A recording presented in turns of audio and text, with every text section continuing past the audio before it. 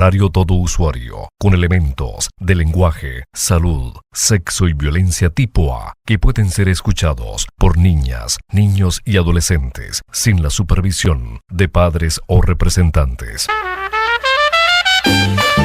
A partir de este momento, usted entra en una dimensión informativa.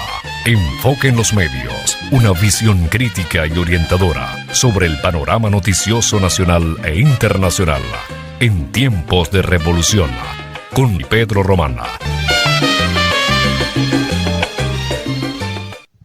Amables usuarias y usuarios, bienvenidas y bienvenidos a una nueva emisión de su programa Enfoque en los Medios, Premio Nacional de Periodismo Fabricio Ojeda. Tenemos el gusto de compartir con ustedes las próximas 2 horas. En la musicalización de la emisora, nuestra amiga, camarada y diputada Carolina Cestari y el amigo salsoso Edgar Valero. En la producción del programa, su servidor Pedro Román Castro, certificado de productor nacional independiente 21112. Recibimos sus ideas y sugerencias a través del correo electrónico la emisora Salsa Caribe 102.3fm@gmail.com, y estamos en todas las redes sociales: Instagram, Telegram, Facebook, la plataforma Seno, y también haciendo pruebas experimentales a través de nuestra aplicación de TikTok. Saludamos a las personas que estén sintonizando en este momento. Esto es una prueba experimental que estamos haciendo por primera vez, saliendo de los estudios de Salsa Caribe en Caracas, República Bolivariana de Venezuela, territorio libre en la Patria Grande. Bueno, como les decimos, también estamos saliendo a través de nuestro canal. Pueden ver los audios y los videos en diferido por Telegram, en Enfoque en los Medios Digital, y nuestro muy esperado podcast en YouTube, Enfoque en los Medios TV Web, que será puesto al aire en las próximas horas, también a través de la red BK. Gran Angular. Un análisis amplio y profundo del acontecer nacional e internacional en su justa dimensión. Venezuela está donde late el corazón de un venezolano. Bueno, tenemos hoy un invitado muy especial, nuestro amigo, camarada Juan Martorano Castillo, quien es abogado, defensor de los derechos humanos y analista situacional, también polemólogo como mi caso. Y estamos aquí, modestamente, en los estudios de nuestra querida emisora, para hacer la correcta interpretación y ayudar a nuestra distinguida audiencia a hacer la correcta interpretación de las matrices de opinión, tanto en el área nacional como internacional, en esta enrevesada situación mundial en que nos encontramos, con esta guerra loca que el descerebrado de la Casa Blanca pues ha lanzado. Bueno, vamos a darle la orden y la participación a nuestro amigo Juan Martorano para que salude a nuestra audiencia. Bueno, gracias Pedro por la invitación, y a todos los usuarios y usuarias de Salsa Caribe 102.3 FM, y bueno, del podcast y de estas transmisiones de Enfoque en los Medios.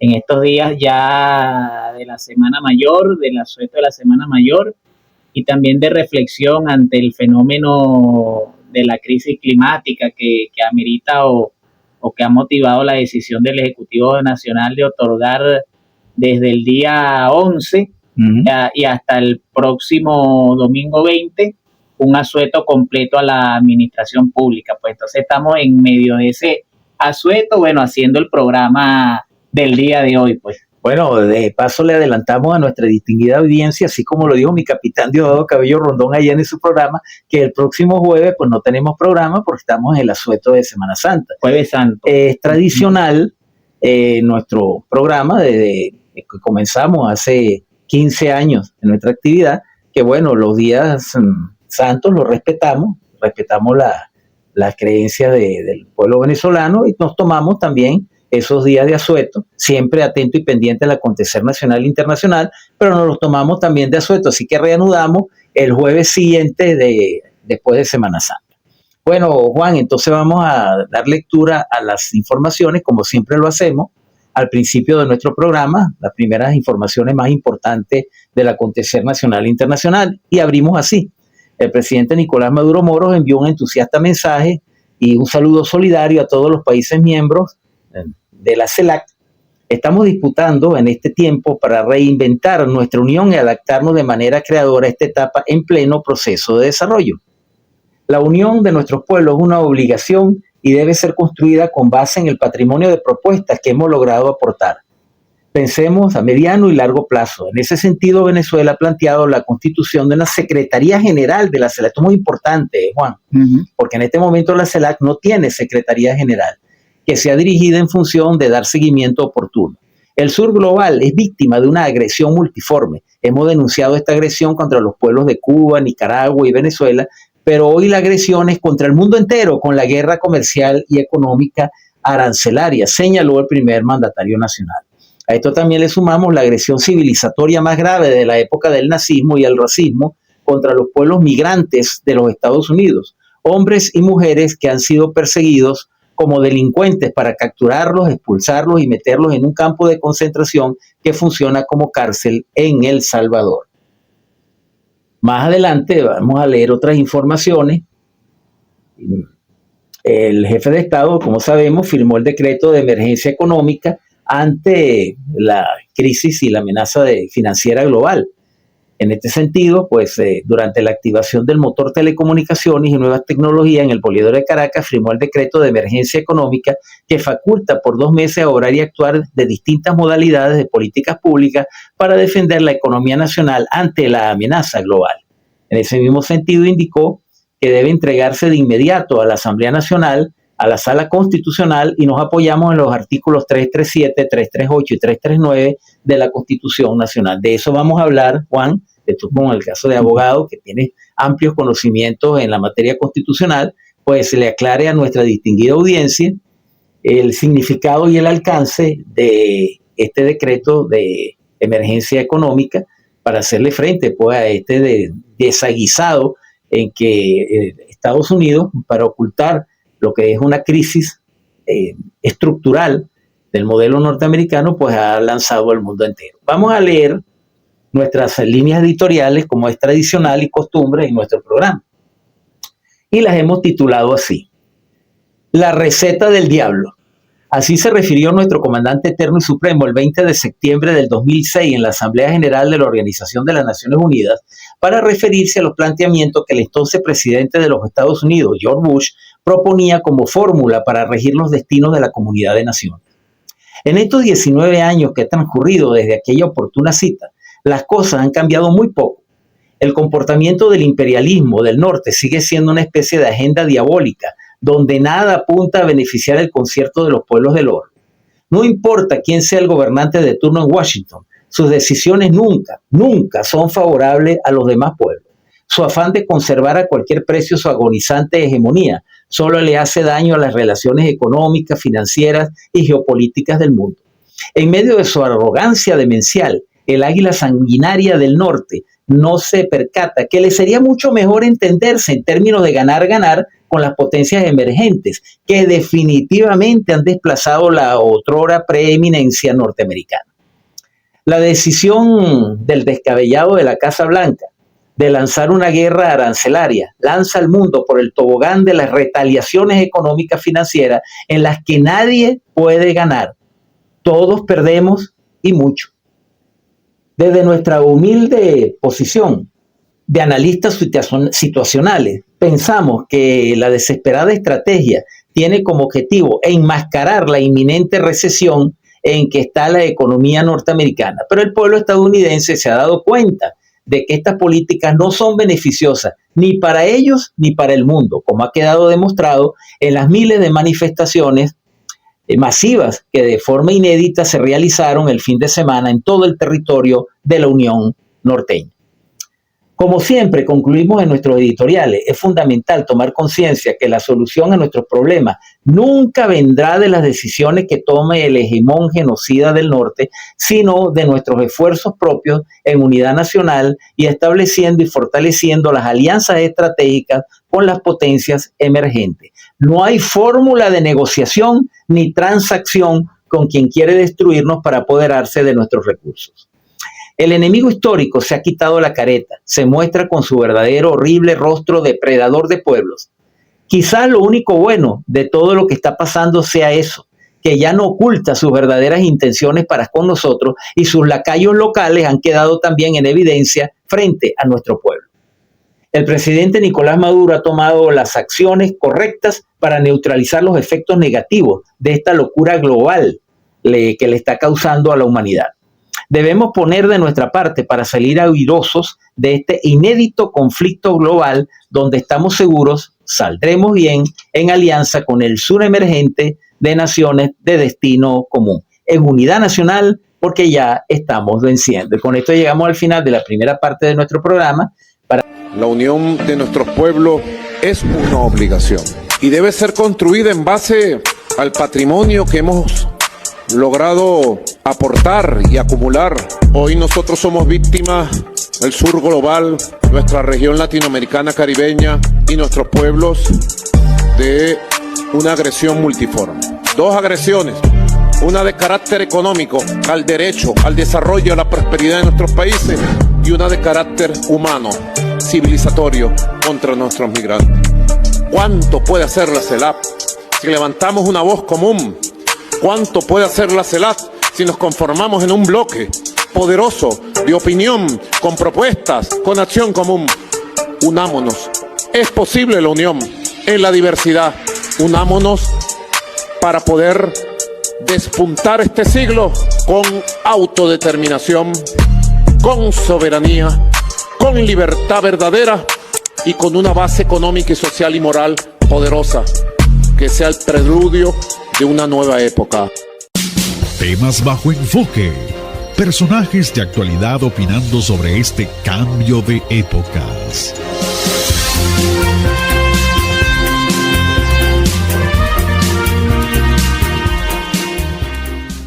Venezuela está donde late el corazón de un venezolano.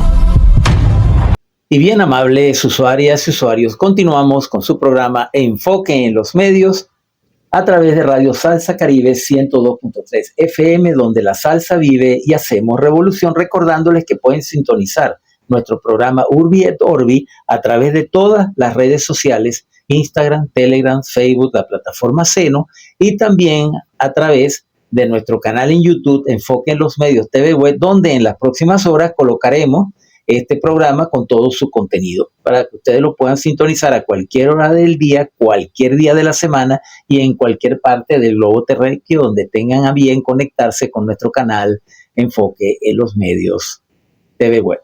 Bueno, como dije inicialmente en el programa, tenemos un invitado muy especial, como es nuestro amigo Juan Martorano Castillo, analista, defensor de los derechos humanos, abogado, experto en leyes y sobre todo en el trabajo constitucional, donde en la elaboración de la Constitución del 99 y luego la Constituyente del año 17, pues también jugó un papel importante. Bueno, Juan, vamos primero a entrar en materia analizando la guerra arancelaria y sus consecuencias, porque estamos presenciando un hecho inédito en la historia reciente del mundo, como es la guerra arancelaria lanzada por el presidente Trump. Obviamente que esto está motivado por la situación económica interna de los Estados Unidos, con una economía quebrada al punto de recesión, y a nuestra manera de ver es una patada al tablero para ver qué sale del reacomodo de las fichas. Nos gustaría conocer tu opinión sobre esta locura programada, porque es locura pero está programada, tiene sus autores intelectuales detrás y están buscando algo así como una especie de reseteo económico, pero llevando el mundo al caos, insisto, para ocultar o enmascarar lo que es una grave recesión económica de los Estados Unidos. Juan, tu opinión. Sí, bueno, indudablemente el tema de la guerra arancelaria, así considerada, hay que destacarla como una guerra económica, pero a escala planetaria, como lo ha definido el presidente Nicolás Maduro. Es correcto. En el caso concreto de la República Bolivariana de Venezuela, esto se puede considerar como las denominadas, creo que lo dijimos en un programa anterior, como unas medidas coercitivas unilaterales de segundo grado. Correcto. No son propiamente sanciones, pero sí pechan porque Trump, dentro de los aranceles que le impuso a varios países, a Venezuela le impuso el 15%, y en el caso del petróleo y gas venezolano, a partir del 2 de abril, está pechado a todo aquel país que fuera de los Estados Unidos que compre o comercie con el petróleo y el gas de Venezuela con el 25%. Esto indudablemente que al manejar los Estados Unidos todavía de alguna manera las grandes cadenas de comercialización y por ser Estados Unidos el principal socio comercial en la mayoría de los países del mundo, representa un impacto importante a la economía venezolana. Correcto. Hasta el punto que hemos estado afrontando recientemente la reaparición del dólar criminal, mal llamado o eufemísticamente llamado por algunos como dólar paralelo, que lo dijo Oliver Rivas, creo que es un analista que está por TikTok, y cuando vean que está abajo es porque efectivamente el programa, el canal, está saliendo en el live, está por allí de manera experimental. Oliver Rivas dice a lo que es cierto.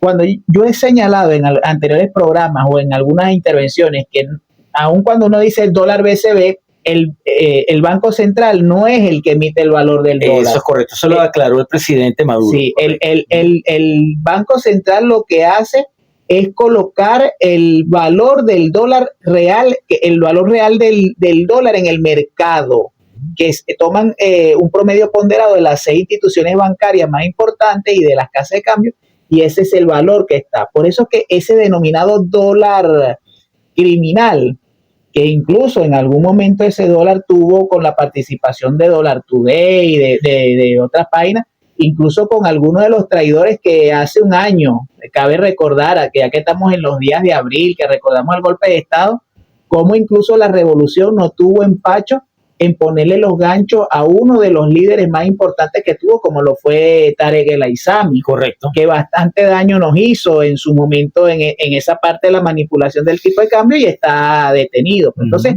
en esta oportunidad, el daño o esa manipulación del tipo de cambio a través de ese dólar paralelo, la principal responsable es la señora Sayona, que es la que le solicitó a Trump al Little Marco o narco rubio, como algunos lo llaman, la imposición de estas sanciones de segunda generación. También conocido como el lavaperro, ¿no?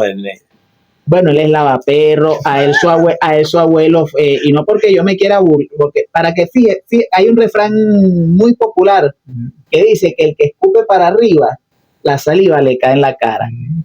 Este traidor que fue electo en su momento como senador republicano del estado de Florida, a él como que se le olvidó que él es hijo de migrantes, familia de migrantes. Estados Unidos es un país que lo construyeron los inmigrantes. Claro, indudablemente, y que su abuelo, un gran delincuente, él no fue deportado, y eso no lo digo yo, eso lo dijo incluso un señor que chavista no es, como lo es Jorge Ramos en una entrevista. Sí, el periodista Jorge Ramos. Entonces, esa es más o menos la situación. Ahora, interesante es este tema de la guerra arancelaria para no circunscribirlo única y exclusivamente a Venezuela, porque incluso Trump se llevó por el medio a aliados naturales como Canadá, como el propio, en México ni hablar, pues porque ese ha causado una pelea desde López Obrador. Lo que pasa es que Sheinbaum, aunque ha demostrado ser una digna sucesora del legado de AMLO, lo hizo cuando la alcaldía de la Ciudad de México y ahora en la presidencia de ese país. Así es. Lo único que parece que Sheinbaum salió como más respondona y más firme que el mismo, con López Obrador no se atrevió a tanto, pero entonces pensando que con esta, que es mujer, la iba a fregar, y resulta que le salió bien plantada a Claudia Sheinbaum. Con dignidad latinoamericana y con clara conciencia de lo que debe ser la lucha de los pueblos. Por eso siempre decimos que nosotros no nos oponemos a que una mujer llegue al poder, porque muchos decían que nuestra oposición al caso de la Sayona, de no llegar al poder, era por una actitud machista. No. Nosotros tenemos grandes líderes femeninas como Dilma Rousseff, como Cristina Fernández de Kirchner, grandes mujeres progresistas que llegaron al poder, hicieron grandes trabajos, y ojalá surjan más mujeres progresistas que tomen el poder, como el caso de Claudia Sheinbaum. Lo que nos oponemos es que sean elementos fascistas, elementos criminales y vendepatria, así sean hombre o sea mujer, no nos importa, pero siempre nos opondremos a esas corrientes para que no tomen el poder y no se convierta en una desgracia para nuestro pueblo. Bueno, estamos llegando al final, amigos, de este segmento. Vamos a continuar en el próximo tocando el tema de los migrantes. Todo está concatenado, la guerra arancelaria, la guerra económica, los migrantes, y vamos a seguir desarrollando con nuestro invitado de hoy esta importante temática. Y seguimos en sintonía de Enfoque en los Medios.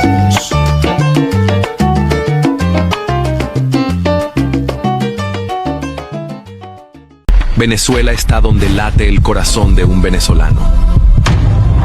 Y bien, amables usuarias y usuarios, continuamos con su programa Enfoque en los Medios a través de Radio Salsa Caribe 102.3 FM, donde la salsa vive y hacemos revolución, recordándoles que pueden sintonizar nuestra emisora vía web a través de todas las redes sociales, Instagram, Telegram, Facebook, la plataforma Seno, haciendo pruebas ahora en TikTok, y luego ver en las próximas horas nuestro podcast Enfoque en los Medios TV Web a través de nuestro canal en YouTube y a través también de la plataforma BK, donde estamos colocando ocasionalmente también nuestro programa.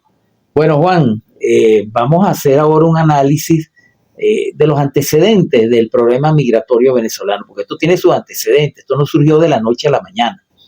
La ola migratoria que lamentablemente la situación económica, la guerra económica y las medidas coercitivas unilaterales que el imperialismo tomó contra nosotros, pues forzó a una buena parte de la población venezolana, no los 8, 10, 15, 20 millones que dice la oposición que emigró, pero sí un buen número de personas, en algunos casos con una alta calificación profesional, que se vieron pues en la necesidad de salir del país en busca de un mejor destino, bueno, y que se han dado cuenta progresivamente que la mejor manera de progresar es quedarse en su patria, quedarse en su país.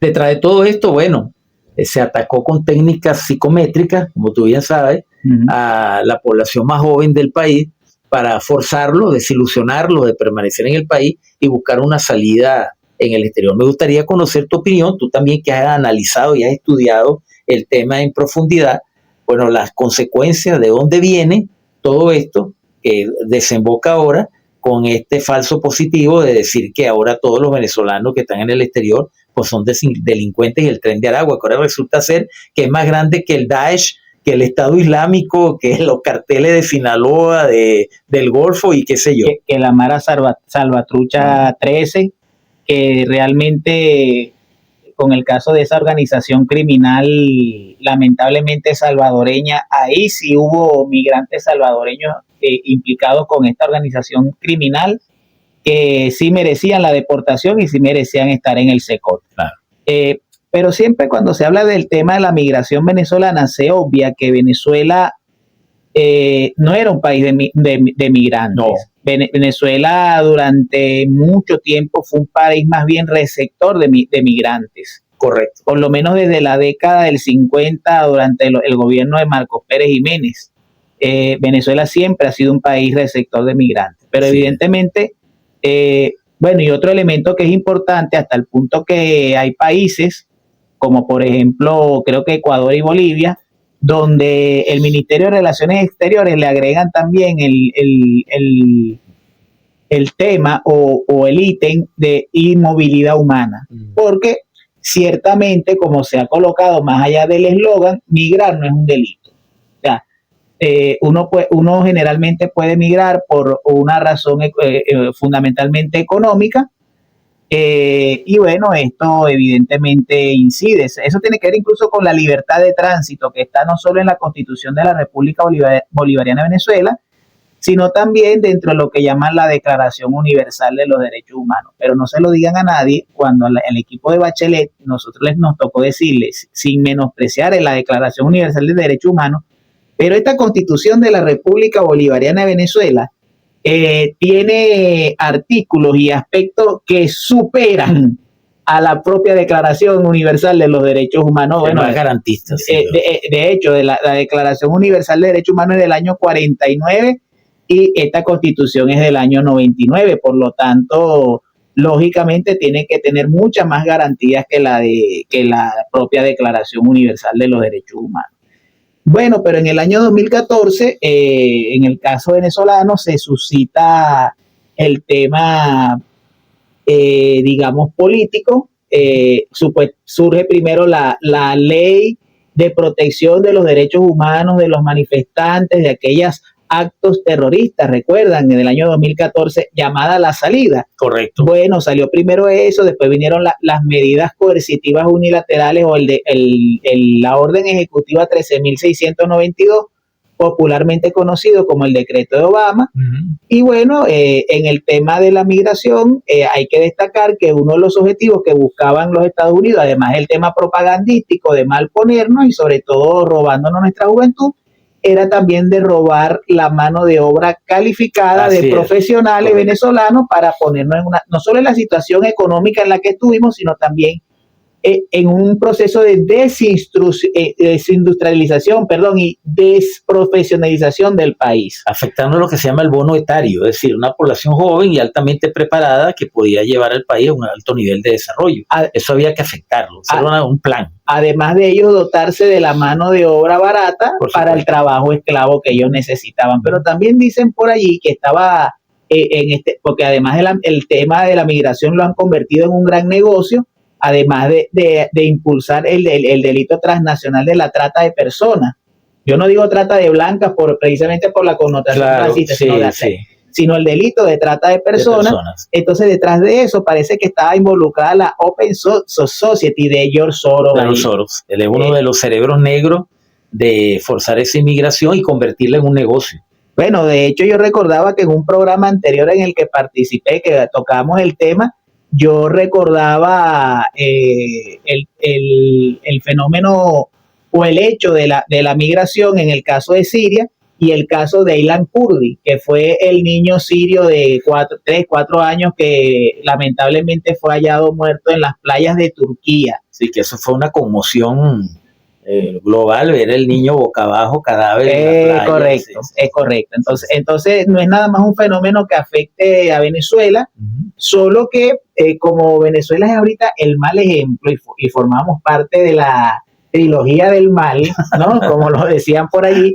Entonces, por eso es que nosotros ahora, como ya Nicolás Maduro ha venido rescatando a los connacionales, entonces ahora hay que decir que todos somos el tren de Aragua, que todos somos delincuentes, para justificar, ellos están buscando lo que llaman el casus belli. Correcto. El casus belli para justificar la intervención extranjera, porque como ellos no han logrado ni siquiera con los delincuentes que contrataron para derrocar a Nicolás Maduro, entonces ellos tienen que buscar un casus belli. Aunque no es el tema del programa, pero pudiera ser para próximo programa, ya lo dijo ayer el capitán Furrial o alias Diosdado Cabello, él decía que ahora la narrativa, fíjate, está con el tema de Guyana, pero se sumó un nuevo país a decir que nosotros somos una amenaza para la seguridad, que es Bonaire.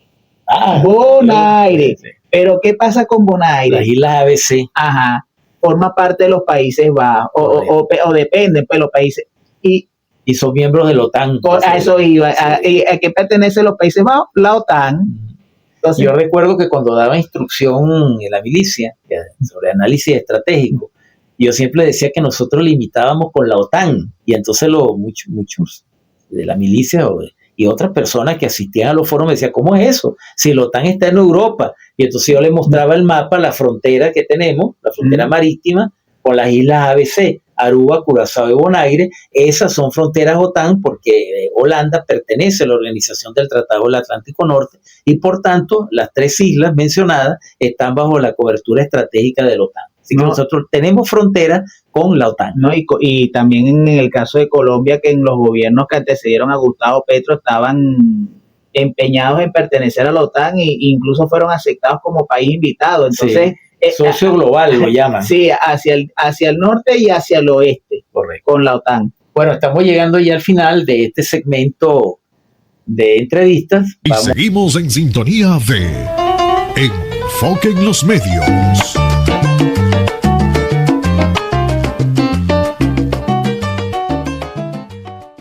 Venezuela está donde late el corazón de un venezolano. Bien, amables usuarias y usuarios, continuamos con su programa Enfoque en los Medios a través de Radio Salsa Caribe 102.3 FM, donde la salsa vive y hacemos revolución, recordándoles que pueden sintonizar nuestra emisora vía web Urbi et Orbi a través de todas nuestras redes sociales, y luego pueden ver y escuchar nuestro podcast cualquier día de la semana, cualquier hora del día, en cualquier parte del mundo, a través de nuestro podcast Enfoque en los Medios TV Web. Bueno, el tercer tema que tengo para desarrollar contigo esta noche, Juan, como recordamos a nuestra distinguida audiencia, tenemos como invitado al abogado Juan Martorano Castillo, defensor de derechos humanos, pertenece a la red de tuiteros y tuiteras. Lo único que tienen que cambiar ahora de plataforma, porque en Venezuela el Twitter no funciona. Y bueno, experto constitucionalista, con quien vamos a tocar el tema de la migración como un gran negocio de los coyotes. Hay que posicionar que tenemos el tren de los coyotes. Ese es el verdadero tren, ese sí es el verdadero tren al cual tenemos que combatir. El tren de la Sayona, de Leopoldo López, de Juan Guaidó, que por cierto andan cosas raras por ahí, no sé qué es lo que le pasa, ¿no? Anda una actitud muy extraña. El caso de David Smolansky, toda esta gente que desde el exterior lo que ha hecho es lucrarse con la migración venezolana, la convirtieron en un negocio de salida y ahora son tan cínicos, descarados y criminales que pretenden convertirlo en un gran negocio de regreso. Ahora están chantajeando a los venezolanos y que ayudarlos a regresar al país. Es que son verdaderos delincuentes, caras de tabla, estos miserables.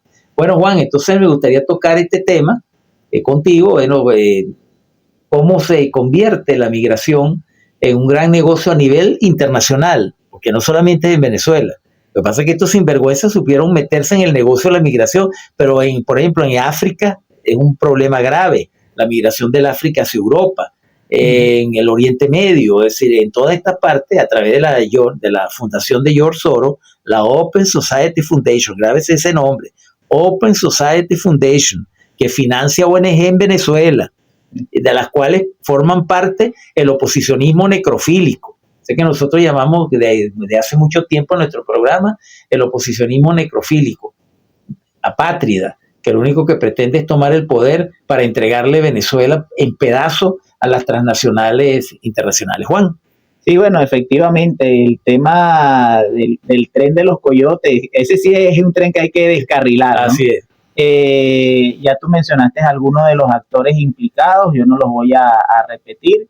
Y bueno, sí, esto no hay que verlo no como un problema exclusivo de Venezuela. Lo que pasa es que el tema propagandístico lo hacen ver Venezuela porque ellos tienen que destruir en lo que ellos consideran el mal ejemplo venezolano. Correcto. Pero bueno, ya yo coloqué el ejemplo en el segmento anterior del caso del sirio Aylan Kurdi, lamentable. El caso de cómo, bueno, creo, no sé si hablaste o fue en off el caso de Hungría.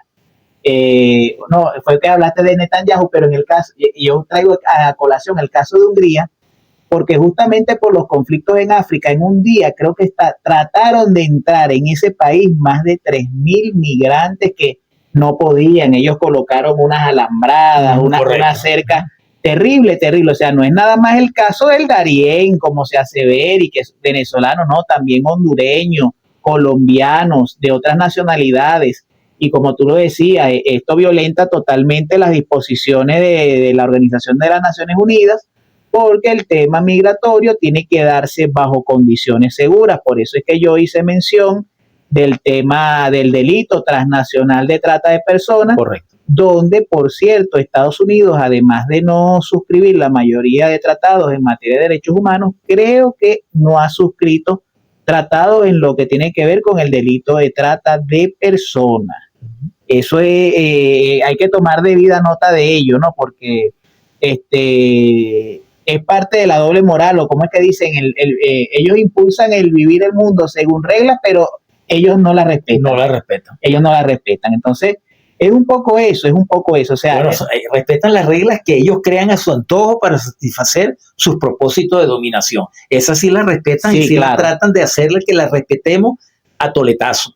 Sí. Entonces, eso es parte del tema, ¿no? O sea, el tema de la migración no es solo exclusivamente Venezuela, aunque hay que reconocer, repetimos, que el presidente Nicolás Maduro, yo creo, él mismo incluso dijo, las cifras reales de migración estaban ubicadas en los 3 millones de personas, pero eso hay que restarle por el grupo de connacionales que han regresado, antes de ese grupo de connacionales, creo que ya vamos a llegar a los 3.000, ya había regresado cerca de 1.200.000, o sea, casi la mitad.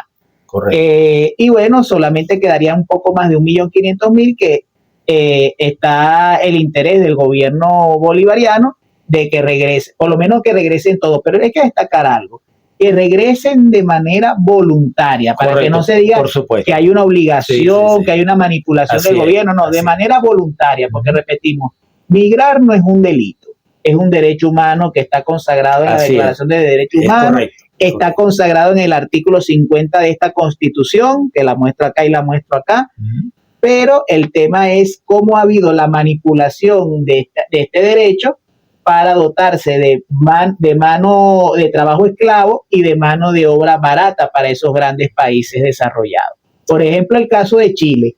Chile tiene un sistema de salud y los mejores médicos, ¿de qué país son? De Venezuela. Venezuela, pero son médicos que han sido explotados, tercerizados y que son parte de un trabajo esclavo. Claro, te explico un poco eso porque ese lo estudié bastante a fondo cuando surgió ese problema de la migración de los médicos de Venezuela a Chile. Sucede que graduarse de cualquier carrera universitaria en Chile cuesta un ojo de la cara, queda endeudada la persona en eso que llaman créditos educativos, que estaba en el programa de la Sayona, ese programa que ellos llamaban Venezuela Tierra de Gracia, y que yo lo rebauticé como Venezuela Tiro de Gracia. Ahí se hablaba de los créditos educativos, es decir, que se privatizaba la educación y entonces se le daban créditos educativos a los estudiantes para que terminara la carrera, pero con créditos indexados de la manera que la persona se graduaba y quedaba pagando la carrera por 10, 20 años. Eso pasa en Chile, pasa en otros países como Argentina también. Con Milei. Entonces, ¿qué pasa? El médico venezolano no le debía la carrera a nadie, no tenía deuda acumulada por haberse graduado de médico. Entonces podía aceptar, digamos, empleos en los hospitales, en las clínicas de Chile, con un sueldo más bajo de lo que normalmente puede o podía aceptar un médico chileno. Esa es la razón por la cual hubo tanta migración de médicos a Chile. Quizás nadie había explicado esto como lo estamos explicando nosotros. Así es.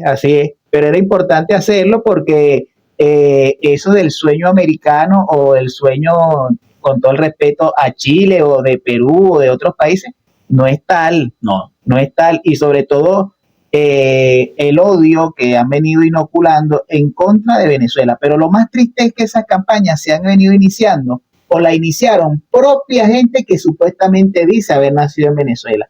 No fue que empezó con los gringos, no fue que empezó con Duque o con el capo número 82 de la DEA, alias Álvaro Uribe Vélez, ¿no? Empezó con un tal Julio Borges, que por cierto, asesino de niños españoles, prófugo de la justicia, y empezó con señoras como la Sayona, como el señor Pendón y otros tantos que están por allí. Recuerden que Julio Borges fue el que dijo que la migración venezolana podía convertirse en una enfermedad contagiosa y dañina para toda América Latina. Él fue el que empezó con esa satanización de la migración venezolana que derivó ahora con el falso positivo norteamericano del Tren de Aragua. Bueno, con eso estamos llegando al final de este segmento, creo que quedó muy bien, y luego vamos a continuar en el análisis después. Fueron 100 golpes. El golpe militar, golpe mediático permanente, todos los días terrorismo, golpe petrolero, Esa es la combinación, el golpe perfecto, la combinación de todos los golpes en uno. Yo, Pedro Carmona Estanga, en mi condición de presidente de la República de Venezuela, juro ante Dios Todopoderoso. Aquí hay una dictadura, eso es lo que está pasando. Que aquí no queremos dictadura, aquí queremos democracia. ¿Qué voy a hacer yo con mi voto? Yo voté por Chávez y yo quiero que Chávez termine su mandato. El golpe que nos dieron a nosotros, los 100 golpes, para escribir no sé cuántos libros y hacer no sé cuántos documentales. A veces hay gente que piensa que la historia se fue y se perdió. No, la historia está aquí hoy. Presidente, volveremos, no jodas. Esta vaina es el final. Que no nos hemos ido. Así es. Que tenga ojos, que vea. El que tenga oídos, que oiga. Uno tiene que oír más allá del silencio.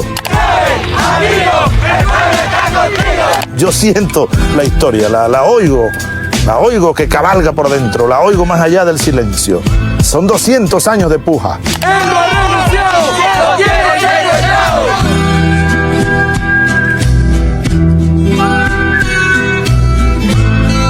próximo domingo conmemoramos un aniversario más de la recuperación de la dignidad nacional. 23 años. 23 años, del 11 de abril del año 2002 y luego del 13 de abril, Día de la Unión Cívico-Militar y Día de nuestra Milicia Nacional Bolivariana. Y bueno, invitamos a personas pues, que quieran participar en las actividades del próximo domingo 13 de abril, donde vamos a estar en la calle conmemorando ese importante evento en la historia contemporánea de Venezuela. Y seguimos en sintonía de Enfoque en los Medios.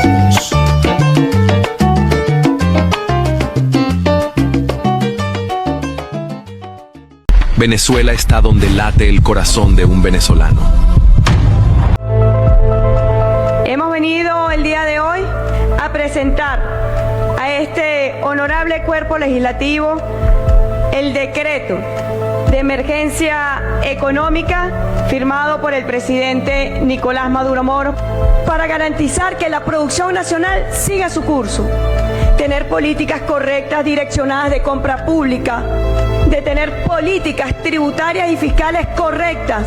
Es una declaratoria de emergencia económica para poder garantizar el esfuerzo nacional que hemos hecho todos y todas durante estos últimos años, que hemos empezado a recorrer el camino de la recuperación económica. El 2 de abril se convirtió en una fecha que la humanidad no va a poder olvidar. Esta política donde Estados Unidos pretende ser el dueño absoluto del mundo está destinada al fracaso. Van a fracasar y están fracasando. Van a fracasar. Yo quiero que ustedes sepan que a esta hora la producción petrolera y de gas de Venezuela se mantiene y en proceso de recuperación con esfuerzo propio. Es la única conducción posible para salir victoriosos y airosos de esta escalada violenta contra toda la humanidad. Se habían desplomado todas las bolsas de valores del mundo, menos la de Caracas, y se había recuperado con mayor rapidez la bolsa de Shanghái, China, y la bolsa de Shenzhen, China también. Nosotros saludamos que China ya haya soltado su yuan digital. Estamos a las puertas no solamente de la reconfiguración comercial, sino también del sistema financiero internacional, como lo pensó el comandante Chávez y lo ha planteado insistentemente el presidente Maduro, incluso en la última cumbre de los BRICS en Kazán. Un nuevo sistema financiero internacional que no se convierta en un instrumento de extorsión y chantaje para los gobiernos de los países del mundo. No nos hemos equivocado, hermanos y hermanas. Este es el camino y proteger este camino es la necesidad.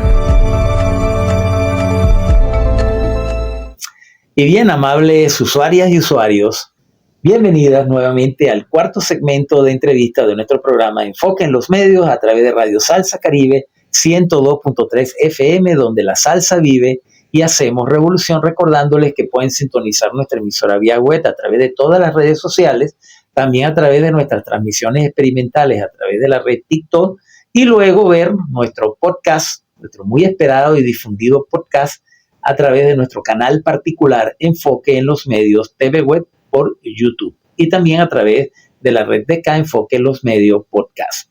Bueno, Juan, ahora vamos a entrar en materia en algo donde tú dominas bien la temática, que es la temática legal, porque es el decreto de emergencia económica, porque desde que se estableció la Revolución Bolivariana siempre hemos estado bajo ataque dentro del marco de las guerras de nueva generación, eso que se llama guerras holísticas o guerras difusas, o guerras irrestrictas, como también la llaman dos expertos chinos que hicieron un estudio muy completo hacia el año 2001 sobre esta temática, y que abarca todos los órdenes de la vida de un país.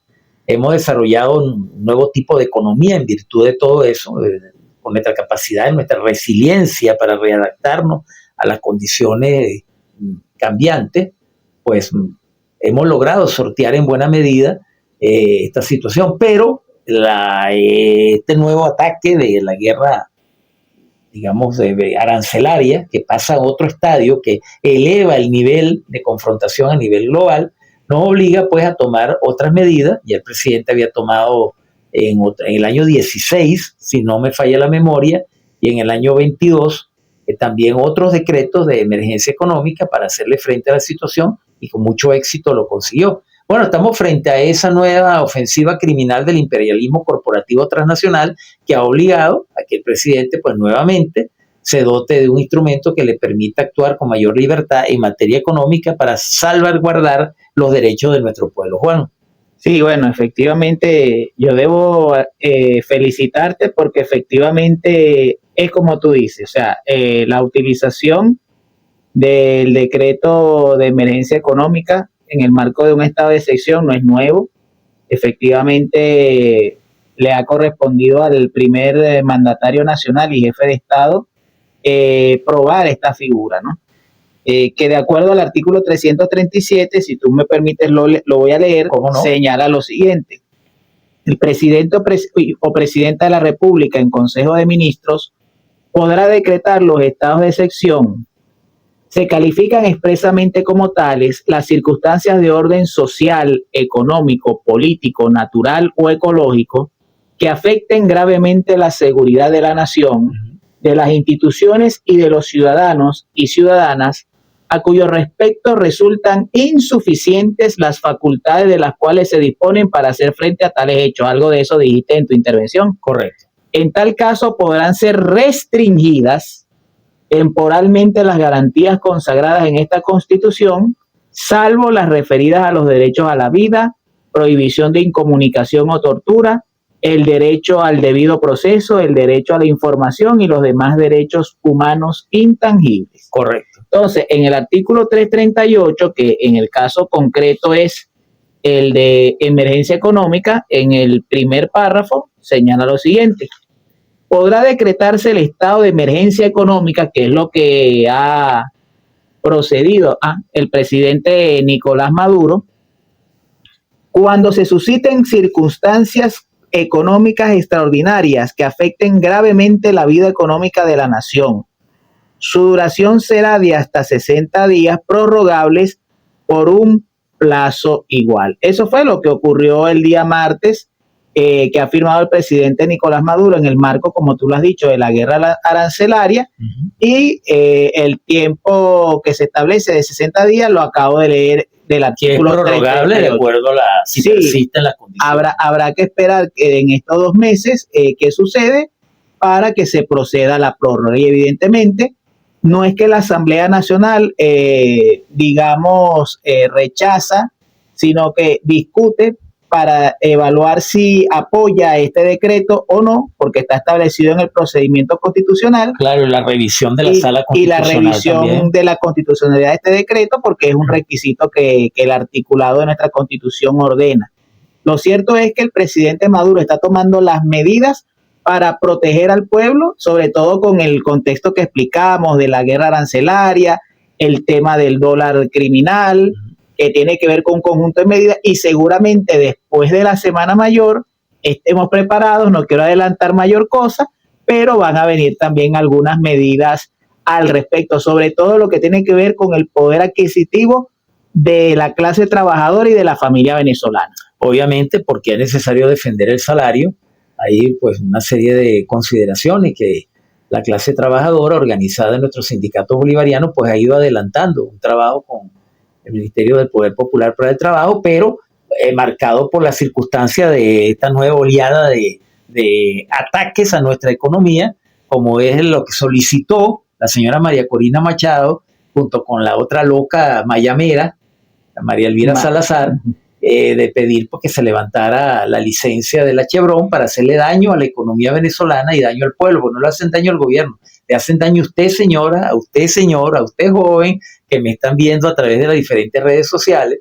Es a usted al que le están haciendo daño al dañar la economía venezolana. Y como ha quedado demostrado, y esto es importante y siempre lo voy a recalcar en mi programa, que el advenimiento de un gobierno de derecha no garantiza que no vayan a ser sancionados, que no vayan a seguirle aplicando el ácido a esos gobiernos, porque en definitiva lo que el imperialismo quiere es apoderarse de nuestros países, de nuestras riquezas, sea quien sea el que gobierne. Esa es la gran lección que debe aprender todo venezolano de cualquier tendencia de derecha, de izquierda o independiente, de que no importa quién esté en el gobierno, la final Estados Unidos viene por nosotros, porque es el imperio maligno, como le dije yo, la agenda del diablo, como bien lo dijo nuestro presidente eterno Hugo Chávez. Bueno, Juan.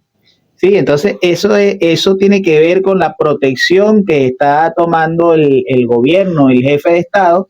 Es una medida necesaria, tiene que ver con esa ofensiva por diversos frentes que está realizando el presidente Nicolás Maduro. Las 7 transformaciones, las consultas comunales, que después de la Semana Mayor ya vamos para la segunda consulta, el proceso electoral del 25 de mayo, y bueno, evidentemente, aunque repetimos, no es el tema del programa, pero está ahí en el horizonte también, la reforma constitucional, que es uno de los elementos que también está allí, y que será también un elemento para la ofensiva, para atizar las contradicciones, pero para que el proceso revolucionario avance. Así es. Bueno, estamos llegando ya al final de este segmento. Vamos. Venezuela está donde late el corazón de un venezolano.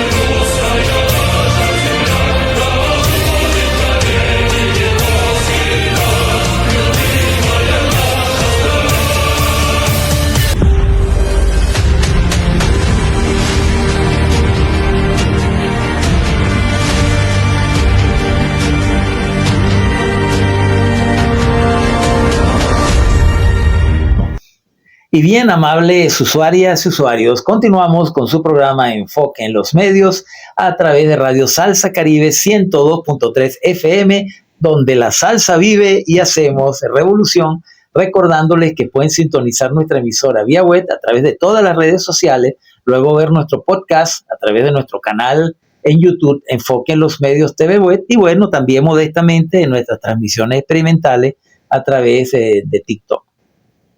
Y escuchando el tema de Elia Piesmano, Adelante Rusia, ya nuestros oyentes consuetudinarios saben que nos encontramos en el segmento Enfoque Euroasiático, donde analizamos la vida política, económica, social y geopolítica del bloque euroasiático, específicamente de nuestra hermana, la Federación Rusa. Y Juan, antes de entrar en materia, quiero hacer una invitación con motivo del 64 aniversario del primer vuelo espacial tripulado realizado por Yuri Alexeyevich Gagarin. Les invitamos cordialmente a participar en una ceremonia conmemorativa dedicada a este gran acontecimiento el 12 de abril de 1961, cuando con la palabra Поехали, que significa vamos en ruso, Yuri Gagarin se convirtió en el primer ser humano en orbitar la Tierra a bordo de la nave Vostok-1, es decir, Oriente 1, que era el nombre de la nave espacial donde Yuri Gagarin se convirtió en el primer ser humano en orbitar la Tierra. Ese es un récord que de por vida tendrá Rusia en lo que en aquel momento se conocía como la Unión de Repúblicas Socialistas Soviéticas. El evento consistirá en una ofrenda floral ante el busto de Yuri Gagarin, la proyección del documental Gagarin Abrazando el Mundo, y el lugar va a ser el planetario Humboldt, allá en el Parque Francisco de Miranda, el mañana viernes, para los que no están sintonizando, bueno, el día de mañana, 11 de abril, a las 9:30 am. Y será un placer contar con la presencia de todos los que comparten el interés por la historia de la conquista del espacio y la hazaña del primer cosmonauta del planeta. Bueno, están cordialmente invitados todos los que están ahorita en la red o los que nos escuchen por la radio para asistir mañana al planetario Humboldt en el Parque Francisco de Miranda.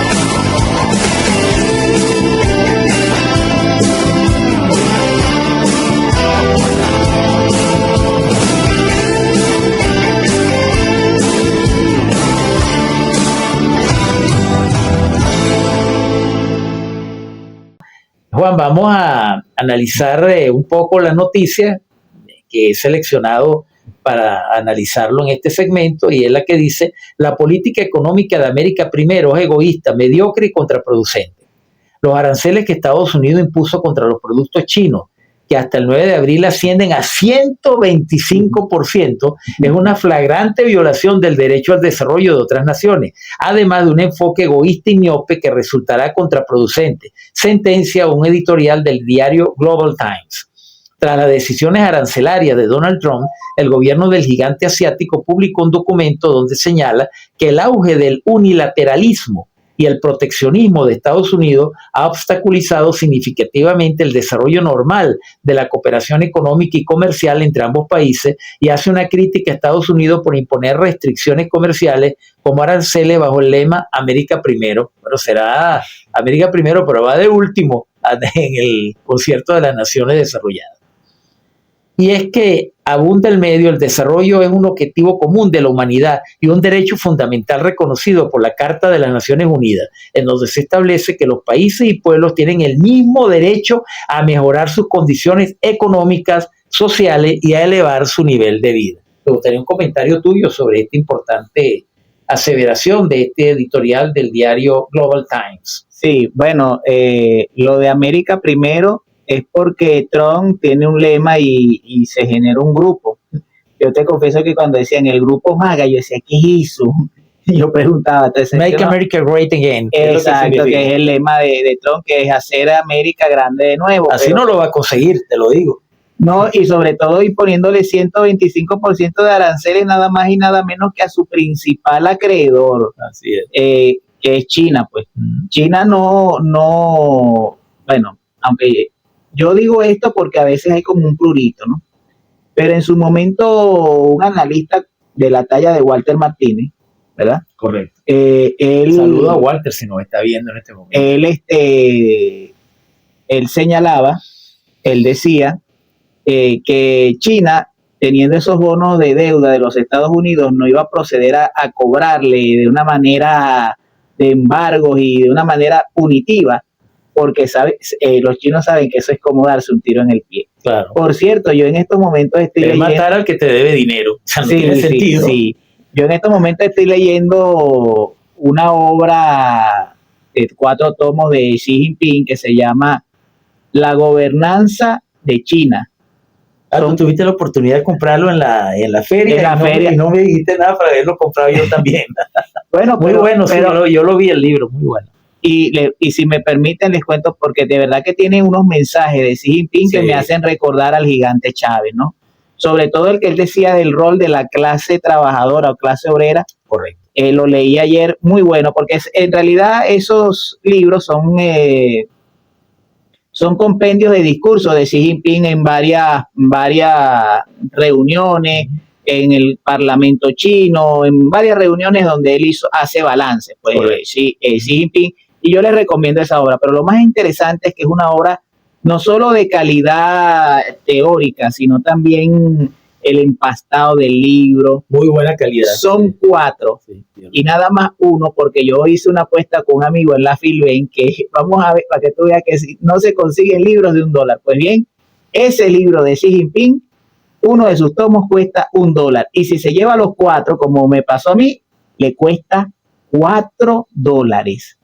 Que para la calidad, para la forma como está diseñado ese libro, eso es un verdadero regalo. Es un verdadero regalo. Tuve la oportunidad de verlo, pero cuando lo fui a buscar ya estaba agotado. Bueno, porque el precio de verdad... tú, ese es el problema. Yo recomiendo de verdad ese libro. Entonces, ciertamente lo de Global Times, de una política mediocre, contraproducente, el tiempo lo va a demostrar que es así. Bueno, fíjate que otra información bien interesante del periodista Tucker Carlson, el que entrevistó al presidente Putin recientemente, dice lo siguiente: acabamos de perder una guerra contra Rusia. El presentador deploró que Estados Unidos haya considerado la posibilidad de un intercambio nuclear tras el envío de armas a Ucrania para atacar objetivos dentro del territorio ruso. El periodista estadounidense Tucker Carlson, cree que el gobierno de Estados Unidos ha perdido la guerra contra Rusia en Ucrania. Bueno, descubrió el agua tibia, según lo expresó durante la entrevista que hizo el fundador y presentador del sitio web Infowars, Alex Jones, publicada este miércoles en sus redes. Abro comillas, un hecho que creo que no ha entrado en la cabeza de los formuladores de políticas en Washington, es que acabamos de perder una guerra contra Rusia. La industria militar, el Pentágono, el Departamento de Estado, la CIA dirigía la guerra contra Rusia. Nunca se trató de Ucrania. A nadie en Washington le importa Ucrania ni los cientos de miles de ucranianos aniquilados. El hecho es que será poblada por tercermundistas. Quiero decir, acabamos de destruir a Ucrania. A nadie le importa, aseveró Tucker Carlson. Muy buena reflexión del periodista. Definió el conflicto como una guerra de Estados Unidos contra Rusia, a la que dijo, odian por muchas razones, pero perdimos. Y mi preocupación es que nadie lo dice suficientemente alto, que estamos exagerando nuestro poder. En esta línea, el periodista comparó a Estados Unidos, es graciosa esta comparación, con un hombre de 60 años que intenta ligar con mujeres jóvenes. No se ha readaptado a la realidad de su condición actual. Muy buena esa reflexión de Tucker Carlson. Bueno, y esto siempre es la recomendación, porque nosotros en nuestro programa estamos abiertos a todas las corrientes ideológicas, somos revolucionarios, creemos en el proceso socialista bolivariano, pero estamos abiertos al intercambio de ideas con aquellos que no son afines a nuestra ideología. Y siempre yo pongo estos ejemplos para decir a los compatriotas venezolanos que tienen todo el derecho de tener otras creencias ideológicas y otra posición política, que siempre debemos nosotros, los venezolanos, resolver nuestros propios problemas, porque los demás nos utilizan, Estados Unidos, Europa sobre todo, utilizan a los pueblos a través de lo que se llama las proxy war, los llevan a conflicto, aniquilan a su población y después sencillamente se olvidan de ellos porque ya cumplieron su papel y su trabajo y nos dejan en la ruina, nos dejan sin recursos, nos dejan sin el capital humano, el recurso humano, como hay que decirlo correctamente, para continuar el desarrollo. El objetivo de ellos es destruir, son el modelo capitalista neoliberal actual, es como una plaga de langostas que va a los sitios, destruye las plantaciones, no deja plantas sanas y luego se va a otro sitio a continuar con su plan devastador. Esto lo dejo como reflexión para todos aquellos que nos están escuchando, independientemente de su posición ideológica. Los venezolanos debemos trabajar, nosotros sin esperar nada, sino de nosotros mismos, como dice el presidente Nicolás Maduro, y trabajar en función de los objetivos del desarrollo nacional. Bien, Juan, con esto estamos llegando al final de este interesante segmento Enfoque Euroasiático.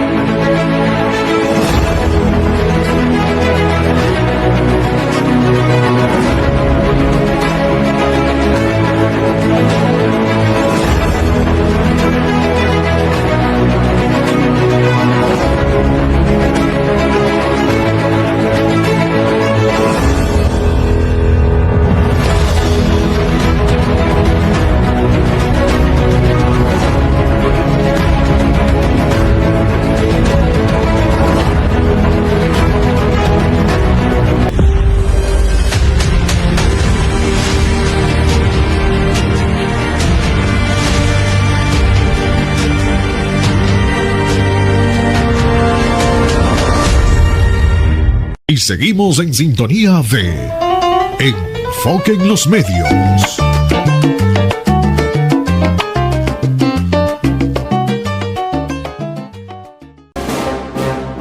El socialismo contraataca.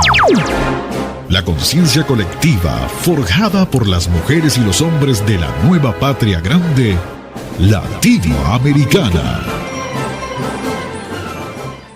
Venezuela está donde late el corazón de un venezolano. Y bien, amables usuarias y usuarios, estamos ya en el segmento final de comentarios y entrevistas de nuestro programa, el llamado Socialismo Contraataca. En este segmento, como siempre digo, al final de la emisión de nuestro programa, me gusta dejar un mensaje de orientación, un mensaje reflexivo a todos nuestros oyentes que tienen a bien sintonizarnos hasta esta hora, independientemente de cuál sea su posición política, su posición social o su nivel de instrucción. Siempre la idea, y vuelvo a repetir lo que dije en el segmento anterior, es que trabajemos juntos los venezolanos para el logro de un destino común de bienestar, desarrollo, dejando los egoísmos a un lado, pero teniendo clara la idea fundamental que es en esta patria, en este país, donde podemos desarrollarnos plenamente. Me gustaría contigo pues continuar el desarrollo de la importancia del decreto de emergencia económica dictado por nuestro presidente, porque hay que entender las razones que lo indujeron a tomarla y bueno, ver por ejemplo que el artículo 2 establece entre los numerales para los cuales se hace el decreto, dictar regulaciones excepcionales y transitorias que resulten necesarias para establecer los equilibrios económicos y proteger los derechos de la población. El segundo es suspender con carácter general la aplicación y cobro de tributos nacionales, estadales y municipales, así como de los trámites administrativos relacionados, a fin de proteger el aparato productivo nacional y garantizar el desabastecimiento de bienes y servicios estratégicos. Otro punto es concentrar en el Tesoro Nacional la recaudación de las tasas y contribuciones especiales creadas por ley y redireccionar los recursos disponibles producto de la gestión de los institutos públicos, servicios desconcentrados y demás organismos. Pero en el artículo 3, yo siempre te pedí un poco que me aclararas a través de la consulta que te hice, que no me vas a cobrar honorarios por esa, el alcance del artículo 3 que dice, sin menoscabo de lo señalado en el artículo anterior, se suspende, o sea, en este caso se restringe, por un periodo que dure la emergencia económica, la garantía constitucional de la reserva legal en materia económica, financiera y monetaria. Me gustaría aclararle a nuestros oyentes qué significa restringir por un periodo determinado que dure la emergencia la garantía constitucional de la reserva legal en materia económica, financiera y monetaria. Sí, bueno, confieso que esa palabra me creó ruido porque los estados de excepción de la Quinta República, a diferencia de la Cuarta, no suspende garantías. Hay que tener mucho cuidado con eso porque no porque se esté tomando la medida incorrecta, no, sino porque las palabras jurídicamente no tienen la misma implicación. La restricción es una limitación en este caso de una garantía, pero la suspensión tiene que ver con diferimientos, tiene que ver con privaciones, que era lo que ocurría incluso en la Cuarta República. Claro, se suspende que en este caso no es así, porque nuestra Constitución es garantista. Pero en todo caso, cuando el presidente tiene la potestad, ya sea de manera temporal, de establecer pues acciones de garantía constitucional por un estado de excepción. Al hacer la reserva legal en materia económica, financiera y monetaria, ¿cuáles serían las medidas que en ese marco restrictivo podía tomar? Claro, por ejemplo, hay medidas como que toma, por ejemplo, Banco Central de Venezuela. El Banco Central es el ente que regula la materia monetaria en el país. Correcto. Por ejemplo, que incluso con el hermano José Gregorio Piña hemos tenido un debate bien interesante porque yo le hablaba del tema de la autonomía, él no era como muy partidario porque él decía que, sobre todo por el tema de la reforma constitucional, ¿no? Porque eso puede levantar resquemor y él hasta me habló de una sentencia, la cual confieso todavía no he leído y la tengo por ahí, creo que es de enero del 2016, donde la Sala Constitucional como que de alguna manera le puso como un freno a esa autonomía del Banco Central, en el sentido de que el Banco Central muchas veces se consideraba autónomo de la política del Ejecutivo Nacional. Y eso no puede ser. Más no se consideraba autónomo de lo que definía la Reserva Federal estadounidense o el Fondo Monetario Internacional. Es un subterfugio que usaban los bancos centrales de nuestros países para depender de las decisiones tomadas de la Reserva Federal norteamericana, pero independizarse de las medidas autónomas y soberanas de los ejecutivos de sus países. Claro, de los gobiernos. Entonces, la Reserva Legal tiene que ver con las medidas económicas, financieras y monetarias, pero los entes o los organismos de acuerdo o sea, se reservan a tomarlas de acuerdo a las leyes. Correcto. En este caso, lo que interpreto, por esa, que fue lo que tú me preguntabas, y yo inicialmente di esta opinión que estoy dando ahora a través del programa, es que el presidente tomará las medidas. Pero lo que tú acabas de señalar antes de mi intervención, el contexto es muy importante, pero recordemos que es una medida excepcional, correcto, por una situación excepcional, valga la redundancia, y que las capacidades ordinarias del Estado no son suficientes para poderla sortear. Pero, repito, hay que tener mucho cuidado en la redacción cuando se habla de mi modesto punto de vista, porque incluso eso hasta yo se lo escuché, esa explicación al doctor Germán Escarrá. En la quinta no se suspenden garantías, se restringen, se limitan, pero no se suspenden. Entonces, para diferenciarnos de esa nefasta y horrorosa Cuarta República que hemos superado. Así es. Pero bueno, pero entendiendo el espíritu del decreto, es que el presidente tomará todas las medidas. O sea, las leyes de la República no van a ser una camisa de fuerza para que el presidente no pueda tomar las medidas que la excepcionalidad producto de esta guerra, producto de la seguridad y defensa de la nación amerita, él tenga que tomar las medidas para proteger al país, no solo en la economía, en función de la seguridad y la defensa del país, querido y apreciado Pedro. Claro, siempre yo he sostenido que ante situaciones excepcionales, porque estamos en medio de una guerra, y eso lo he discutido también hasta con economistas amigos, sí, claro, porque ellos se rigen mucho a veces por la ciencia económica. O está bien, en condiciones normales la ciencia económica funciona. Hay ciertas reglas que se cumplen en lo que se llama las reglas del mercado, entre comillas, pero cuando tenemos variables que no están contempladas, como es la guerra económica, cuando es la mala intención, es una variable. O el dólar criminal. El dólar criminal, por ejemplo, que es una mala intención deliberada de dañar la economía, entonces ahí las reglas del libre mercado o algunas reglas, digamos, de carácter legal no aplican. Entonces, en esos casos es necesario tomar medidas excepcionales para poder derrotar lo que es evidentemente una situación anormal, como es un ataque criminal a través de la guerra económica o a través de las medidas coercitivas unilaterales. Y de eso se trata el sentido del decreto de emergencia económica, para que el presidente pueda tomar todas las acciones que nos permitan defender al Estado venezolano y al pueblo venezolano frente a esas constantes agresiones a las que estamos sometidos, y que ahora, bueno, con toda esta locura del cabeza de estropajo de la Casa Blanca, bueno, se va a venir con más fuerza, porque el mundo pues está de cabeza, a tal punto que ha tenido él que tomar la medida, porque diga lo que diga, tuvo que recular, tuvo que echar para atrás 90 días, 3 meses, que es una cuarta parte de un año, las medidas de la guerra arancelaria, porque realmente la situación estaba llevando a crisis, estaba quebrando todos los mercados. De una manera u otra, él tuvo que echar para atrás la medida. Solamente un solo mercado y una sola bolsa que no cerró en rojo. La nuestra. Que es la bolsa de valores de Caracas. Eso lo dijo un analista de Argentina. Sí, Alfredo Jalife Rami. Alfredo Jalife Rami. Sí. Bueno, Juan, creo que ha sido muy pedagógico, muy importante el programa de hoy, para aclararle a nuestros oyentes, bueno, buena parte del acontecer nacional e internacional. Ese es el propósito de este programa. Bueno, y también agradecer a los que se conectaron en nuestros ensayos tecnológicos a través de la red TikTok. Bueno, en las próximas emisiones pues iremos perfeccionando el sincronismo de nuestras plataformas. Bien, esto ha sido todo por hoy en su programa Enfoque en los Medios. En la producción del mismo, su servidor, Pedro Román Castro, certificado de productor nacional independiente 21112.